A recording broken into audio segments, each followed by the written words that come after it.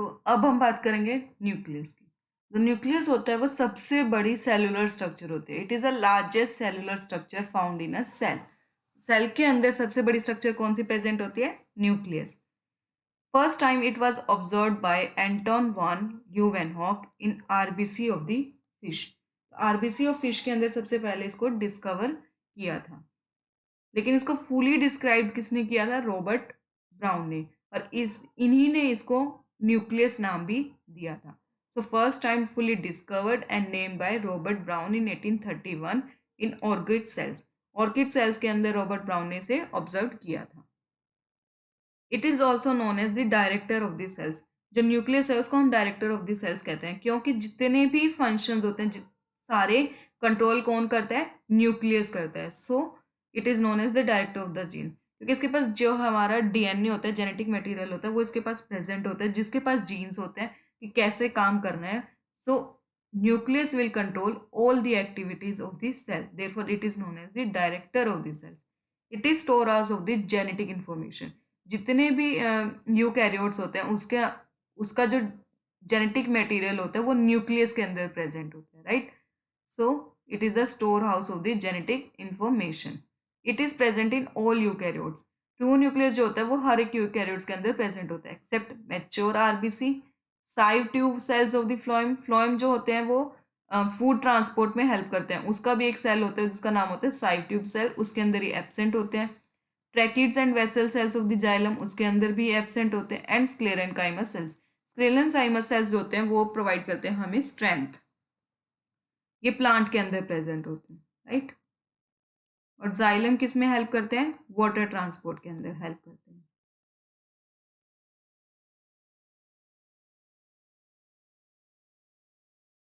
जो जनरली अगर हम किसी एक सेल की नॉर्मली हम बात करें तो वो मोनोन्यूक्लिएट होता है, यानी उसके अंदर सिर्फ एक न्यूक्लियस ही पाया जाता है। लेकिन कुछ एक ऑर्गेनिजम्स होते हैं जिसके अंदर, या कुछ सेल्स होते हैं जिसके अंदर डबल न्यूक्लियस पाया जाता है। फर्स्ट एग्जांपल है बायोन्यूक्लिएट का, वो उसमें पाया जाता है पैरामीशियम के अंदर। इसके अंदर दो न्यूक्लियस होते हैं, that is macronucleus and micronucleus. में दो न्यूक्लियस पाए जाते हैं। और अगर मल्टी न्यूक्लिएट की बात करें तो उसके अंदर एग्जाम्पल आता है स्ट्राइटेड मसल्स फाइबर्स का, जो कि मसल्स के अंदर पाई जाती है सेल्स। इसकी जो शेप हो सकती है वो डिफरेंट कर सकते हैं डिफरेंट सेल्स के अकॉर्डिंगली कि इसकी नीड कैसी है। जैसे कि जो फ्लैट शेप न्यूक्लियस होता है वो पाया जाता है स्क्वैमस एपिथेलियल सेल्स के अंदर। ये कवरिंग में मोस्टली कवरिंग के लिए प्रेजेंट होता है मोस्टली। अगर ओवल शेप की बात करें तो कॉलमनार सेल्स के अंदर ओवल शेप का पाया जाता है। जैसे कॉलमनार सेल होते हैं उसके अंदर फिर वो कैसा पाया जाएगा? ओवल शेप का पाया जाएगा। अगर हम बात करें स्मूथ मसल्स फाइबर्स के अंदर तो उसके अंदर कैसा पाया जाता है? इलोंगेटेड पाया जाता है, that is elongated. Cuboidal cell के अंदर कैसा पाया जाता है? राउंड या स्फेरिकल शेप के अंदर।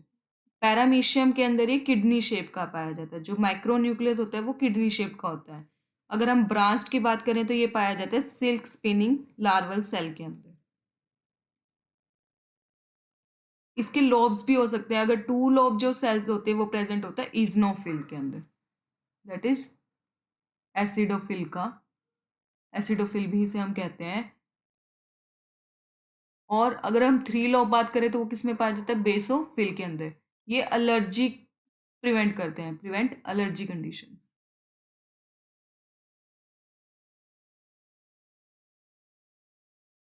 And many lobe structure, many lobe nucleus is found in the neutrophil. ये किसके अंदर हेल्प करते हैं? फैगोसाइटोसिस के अंदर हेल्प करते हैं, राइट? अब हम ट्रू न्यूक्लियस की जो स्ट्रक्चर है उसके बारे में देखते हैं।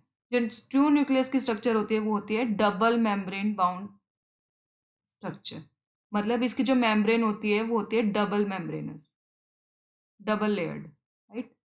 It is known as nuclear membrane. Nucleus की मेम्ब्रेन होती है इसलिए हम कहते हैं nuclear membrane. It is double layer and it is same as like ultra structure की हम इसकी बात करें तो इसकी जो अल्ट्रा स्ट्रक्चर होती है वो प्लाज्मा मेम्ब्रेन जैसी ही होती है, जैसे कि ट्राइलेमिनर एंड लाइपोप्रोटीनियस इन नेचर। इसकी बनी होती है बायो फॉस्फोलिपिड एंड प्रोटीन्स की। इसके अंदर जो जेनेटिक मटेरियल होता है उसे हम वो थ्रेड लाइक स्ट्रक्चर के रूप में प्रेजेंट होता है, जिसको हम बोलते हैं क्रोमेटिन मटेरियल। इसके ग्राउंड सब्सटेंस को हम बोलते हैं nucleoplasm. And there is a dark portion known as nucleolus. तो इन nucleus, nuclear membrane, chromatin material, nucleoplasm and nucleolus is present। जो इसकी जो न्यूक्लियर मेम्ब्रेन होती है वो बहुत पोरस होती है, मतलब उसके अंदर छोटे छोटे पोर्स पाए जाते हैं, जिसको हम बोलते हैं न्यूक्लियर पोर। अब हम इनके बारे में एक एक करके डिटेल में पढ़ेंगे। तो फर्स्ट हम बात करेंगे न्यूक्लियर मेम्ब्रेन की। जो न्यूक्लियर मेम्ब्रेन होते हैं, मैंने बताया था कि वो डबल मेम्ब्रेन स्ट्रक्चर होती है, मतलब उसके अंदर दो लेयर्ड होती है, यानी outer nuclear membrane and inner nuclear membrane. Outer nuclear membrane होती है वो फुली परमेबल होती है, मतलब वो किसी भी सब्सटेंस को अंदर आने देती है, राइट। जबकि इनर न्यूक्लियर मेम्ब्रेन कैसी होती है, सेमी परमेबल नेचर की होती है। इनके बीच जो स्पेस होता है, दो मेम्ब्रेन में स्पेस हो सकता है, उसे हम बोलते हैं pore, right. Inner membrane and outer membrane के बीच में जो स्पेस होता है उसको हम बोलते हैं पेरी न्यूक्लियर स्पेस। जो दोनों मेम्ब्रेन के बीच में स्पेस होता है उसको हम क्या बोलते हैं, perinuclear space. Outer membrane has ribosomes which help in protein synthesis, which किसके अंदर इन्वॉल्व होंगे, site for the protein synthesis। So nuclear membrane can also involve in the protein synthesis if ribosomes are present on their outer surface. In the inside of the inner nuclear membrane there is a sheet known as fibrous lamina। जो इसके पास होते हैं वो एक fibrous lamina present होता है। ये जो फाइब्रस लैमिना होती है वो न्यूक्लियर मेम्ब्रेन रीफॉर्मेशन में हेल्प करती है, मतलब जब during cell division nuclear membrane disappear हो जाती है तो उसको रीगेन करने के लिए, यानी रीफॉर्मेशन करने के लिए किसकी कौन कौन हेल्प करता है, फाइब्रस लैमिना। जो आउटर मेम्ब्रेन है उसको हम एक्टोकैरियोथिका भी बोलते हैं। Outer membrane is also known as ectokaryotheca and inner membrane is known as endokaryotheca। Endokaryotheca, right? And it has porous membrane, so it has some pores, and जब दो तीन पोर्स इकट्ठे हो जाते हैं तो उसे हम बोलते हैं पोर कॉम्प्लेक्स। नेक्स्ट हम बात करेंगे न्यूक्लियोलस की। इसको हम लिटिल न्यूक्लियस भी कहते हैं। जो कुछ एक केसेस के अंदर जो न्यूक्लियस होता है वो एसोसिएटेड होता है सब एरियाज ऑफ द क्रोमोसोम्स, जिसको हम कहते हैं न्यूक्लियोलर ऑर्गेनाइजिंग रीजन। जो क्रोमोसोम का जो एरिया न्यूक्लियोलस के साथ अटैच्ड होता है उसको हम कहते हैं न्यूक्लियोलर ऑर्गेनाइजेशन रीजन। जो न्यूक्लियर ऑर्गेनाइजिंग रीजन है वो 4 क्रोमोसोम में पाया जाता है इन ह्यूमंस। इन ह्यूमन के अंदर 4 क्रोमोसोम में पाया जाता है, that is chromosome number 13, 15, 17 and 21। It is spherical in the shape and it is dark stain body, right? Dark stain circular body।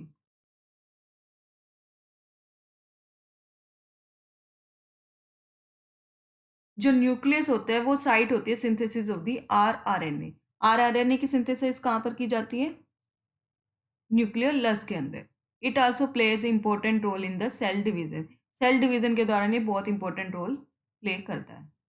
If you like it, please like and share this video, subscribe the channel and press the bell icon to get notified for more videos.